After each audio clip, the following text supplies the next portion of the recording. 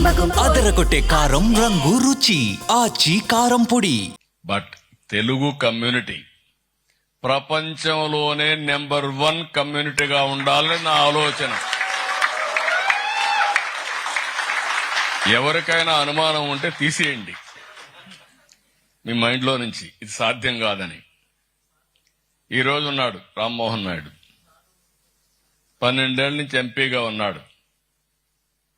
ఈ రోజు youngest cabinet minister, కేంద్రంలో యంగెస్ట్ కేబినెట్ మినిస్టర్ ఎవరంటే మన రామ్మోహన్ నాయుడు. అదే మరి బాగా చదువుకున్నాడు. ఛాలెంజెస్ అంటున్నాడు, ఛాలెంజెస్ కాదు, ఛాలెంజెస్ ఆపర్చునిటీస్ రెండు ఉంటాయి. గ్లామర్ తో సమానంగా రాళ్లు కూడా పడతా ఉంటాయి. రాళ్లు పడినప్పుడు తప్పించుకొని తిరిగి ముందుకు పోవాల్సిన బాధ్యత మీ మీద ఉంటుంది. ఇంకొక పక్కన చూస్తే ఈసారి నేను సెలక్షన్ లో కూడా సెటిల్ అయిన వాళ్ళు కూడా మీరు చూస్తే ఇంకొక మంత్రి ఉన్నాడు మన దగ్గర, చంద్రశేఖర్, కేంద్రంలో పెంబసాని. ఆయన richest parliament member in the parliament. ఆయన కూడా మీ మారిగా ఒక ఎన్ఆర్ఐ.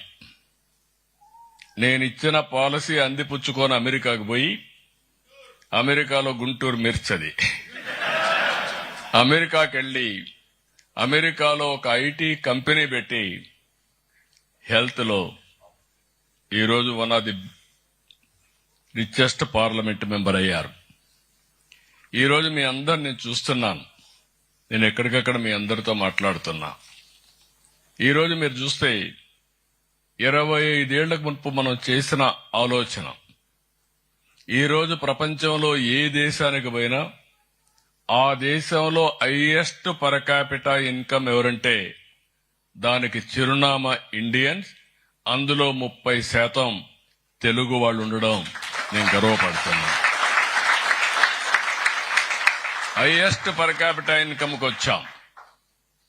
ఈ రోజు రావాల్సింది మీరు వెల్తియెస్ట్ కమ్యూనిటీగా తయారు కావాలి, మోస్ట్ ఇన్ఫ్లుయెన్షియల్ కమ్యూనిటీగా తయారు కావాలని నేను ఆకాంక్షిస్తున్నా.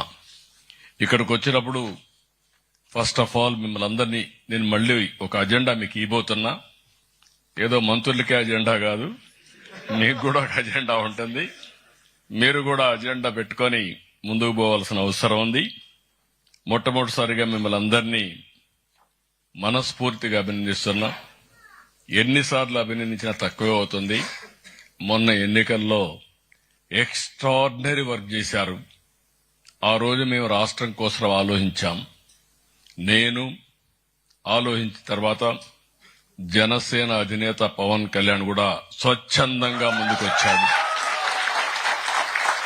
ఏ మాత్రం కూడా ప్రభుత్వ వ్యతిరేక ఓటు డివైడ్ కాకూడదు, రాష్ట్రాన్ని పునర్నిర్మాణం జరగాలంటే ఇది ఒకటే మార్గం అని ముందుకొచ్చాడు.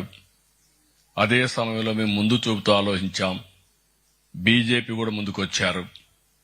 నరేంద్ర మోడీ గారి నాయకత్వంలో బీజేపీ ముందుకొచ్చి ఎన్డీఏ కూటమి ఏర్పాటు చేశాం.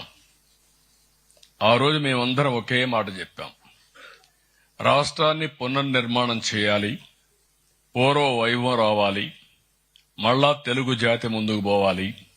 దీనికి సహకరించమంటే మీరు ఎక్కడెక్కడో దేశాల నుంచి ఎవరిని అడగకుండా మీ సొంత డబ్బులు 4-5 లక్షల రూపాయల ఖర్చులు పెట్టి అక్కడి నుంచి ఇంక మినిమం ఓన్లీ రావడానికి పోవడానికి కొంతమంది నెలలున్నారు, కొంతమంది 6 నెలలున్నారు, 3 నెలలున్నారు, 2 నెలలున్నారు, 2 ఏళ్లు ఉన్నారు, కేసులు పెట్టించుకున్నారు మాతో సమానంగా.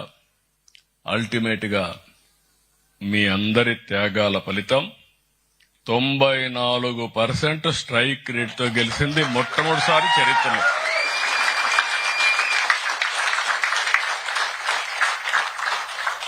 ఆ రోజు అందరూ అడిగారు నన్ను, మీకు అనుభవం ఉంది, మాకు కూడా నమ్మకం ఉంది, కానీ మీరు చేయగలుగుతారా?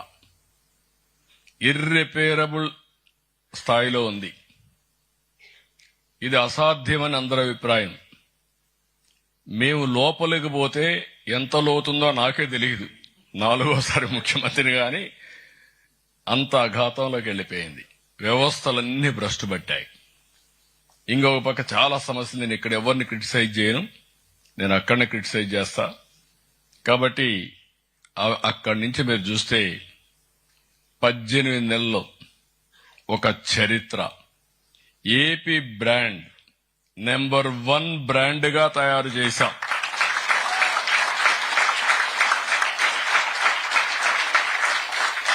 స్పీడ్ ఆఫ్ డూయింగ్ బిజినెస్ కు చిరునామాగా తయారు చేశాం. అందరూ ఈజ్ ఆఫ్ డూయింగ్ బిజినెస్ మాట్లాడుతున్నారు. ఒక స్టెప్ ముందుకు పోయి స్పీడ్ ఆఫ్ డూయింగ్ బిజినెస్ కి చిరునామాగా తయారు చేశాం. 25 కొత్త పాలసీలు తీసుకొచ్చాం. నేను గర్వపడుతున్న ఇక్కడున్న మంత్రులందరూ కూడా లోకేష్ గారి ఆధ్వర్యంలో ఇన్వెస్ట్మెంట్, అదే మరిగా భరత్ గారు ఇంకా మిగిలిన మినిస్టర్స్ అందరూ కూడా పోటీపడ్డారు. పోటీపడి ఈరోజు మీరు చూస్తే దేశంలో వచ్చిన పెట్టుబడులు ఒకే రాష్ట్రానికి 25.3% రావడం ఇది ఒక చరిత్ర, ఎప్పుడు లేదు. ఇంకొక పక్కన మీరు చూస్తే పెద్ద పెద్ద ఇన్వెస్ట్మెంట్లు. Google $15 billion investment, data centre, AI biggest investment after reforms. దేశానికి వచ్చినటువంటి అతి పెద్ద పెట్టుబడి ఆర్థిక సంస్కరణలు వచ్చిన తర్వాత. ఇంకొక పక్కన మీరు ఒకసారి చూస్తే ఒక పాలసీ 99 పైసలకు ఒక ఎకరా భూమి ఇస్తానంటే నేను కూడా ముందు వెనక ఆలోచించా. ఐటీ మినిస్టర్ గారు లేదు, ఇవ్వాలి, విశాఖపట్నాన్ని ఒక ఐటీ క్యాపిటల్ గా తయారు చేయాలని చెప్పి ముందుకు వచ్చారు. అది కూడా ఇంపార్టెంట్ కంపెనీస్, టీసీఎస్, కాగ్నిజెంట్ ఇలాంటి పెద్ద పెద్ద కంపెనీస్ అన్నిటి కూడా ఇద్దామంటే ఇచ్చాం. ఈ రోజు విశాఖపట్నం 18 నెలల్లో బెస్ట్ ఐటీ కంపెనీస్ అన్ని కూడా అక్కడికి వచ్చే పరిస్థితి వచ్చిందంటే ఒక సింపుల్ పాలసీ అని చెప్పి కూడా నేను మీకు తెలియజేస్తున్నా. మనం ఒక అడుగు వేస్తే ఇంకొక 2 అడుగులు కలిసి వస్తాయి. ఆర్సీఆర్ మిత్తల్ 1 lakh crores తో స్టీల్ సిటీనే కడుతున్నాడు. ఇంకొక పక్కన నిన్నే ఫౌండేషన్ వేశాం, గ్రీన్ ఎనర్జీ, తెలుగువాడే గ్రీన్ కో. అందులో మీరు చూస్తే ఎప్పుడో నేను solar, wind, pumped storage permission ఇచ్చాను. ప్రపంచంలో ఫస్ట్ టైం హైబ్రిడ్ మోడల్లో ₹5 గ్రీన్ ఎనర్జీ ఉత్పత్తి చేసే కేంద్రం ఆంధ్రప్రదేశ్ కు చిరునామాగా తయారైంది. ఎక్కడా లేదు ఇలాంటిది.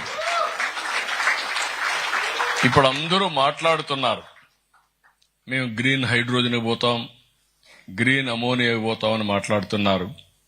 అలాంటిది మీరు ఒకసారి చూస్తే డెవలప్డ్ కంట్రీస్, యూరోప్ గాని, అమెరికా గాని, చైనా గాని ఎక్కడా లేని విధంగా first time 1.5 metric tons ammonia తయారు చేసే కేంద్రంగా కాకినాడ తయారవుతా ఉందని చెప్పి కూడా నేను మీకు తెలియజేస్తున్నా.